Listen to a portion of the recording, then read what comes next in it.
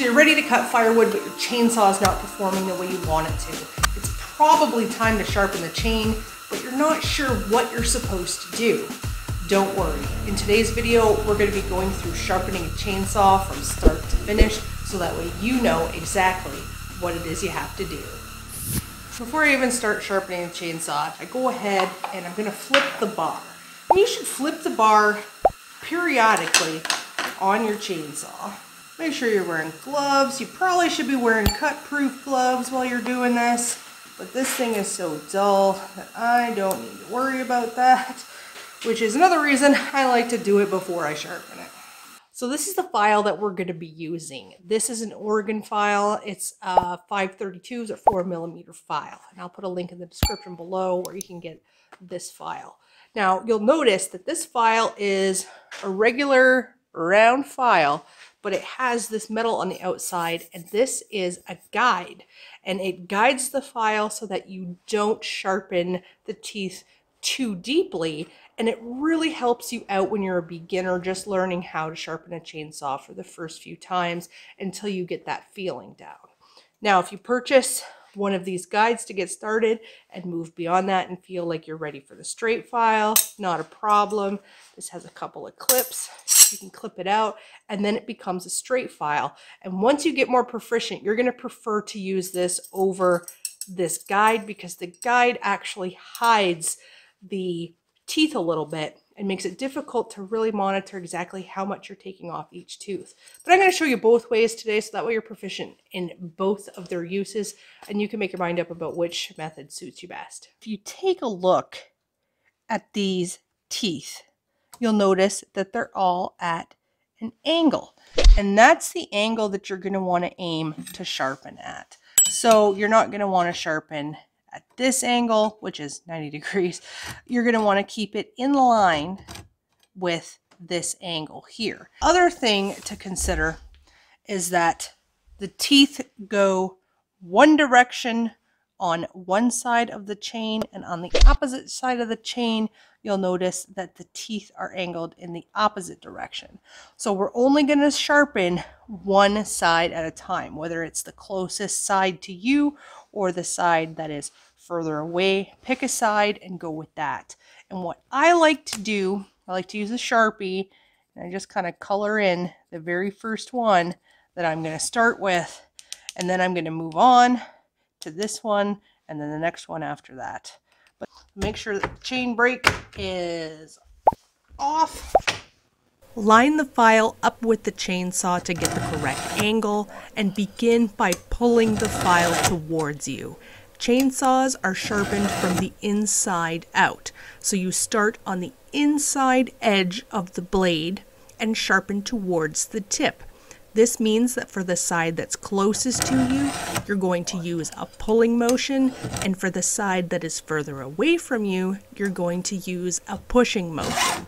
The teeth should only ever be sharpened with the file going one direction, which is from the inside of the bar towards the tip on the outside. One of the key things to think about when you're using the straight file is that you want to be able to keep about 80% of the file in this notch, so against this tooth, and have about 20% of it sticking up.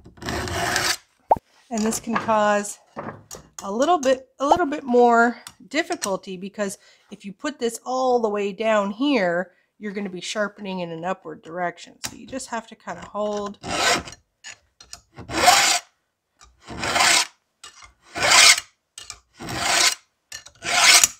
If you struggle with that or you're just not sure, using the file guide is a great option because it does the work for you.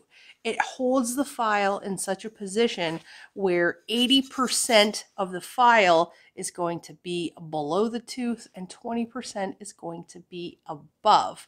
And that's going to give you the optimal level of cut. So if you're not sure, throw the guide on there and get going. One thing that you're going to want to pay attention to is the size of the teeth between both the left and the right, and also between each other. on the same length.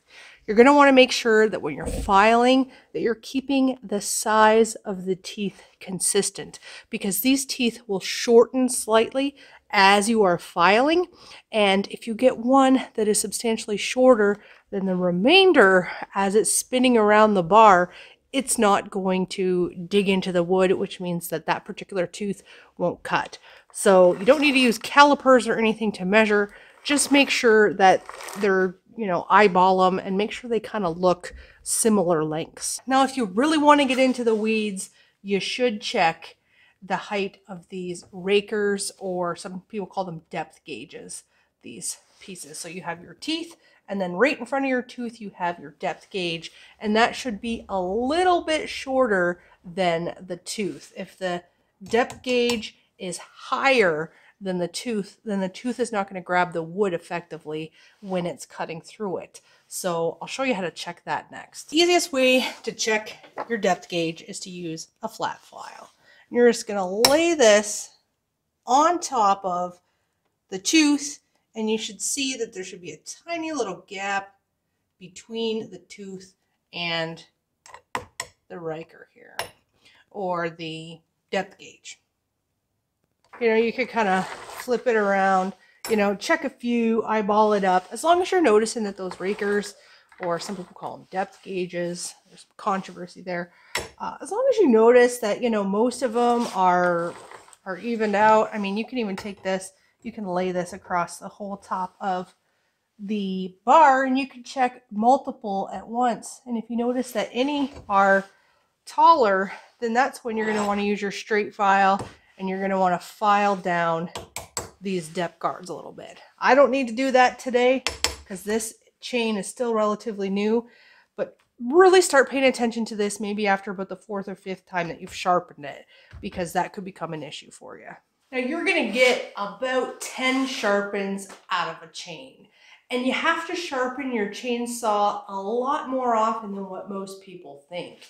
So it's a good idea when you get a chainsaw to just go ahead and buy an extra chain for it and throw it in a cabinet somewhere, so that way someday down the road, when you've reached the end of the life cycle of your chain, you're not having to drop what you're doing and run to the hardware store because you already have a spare on hand.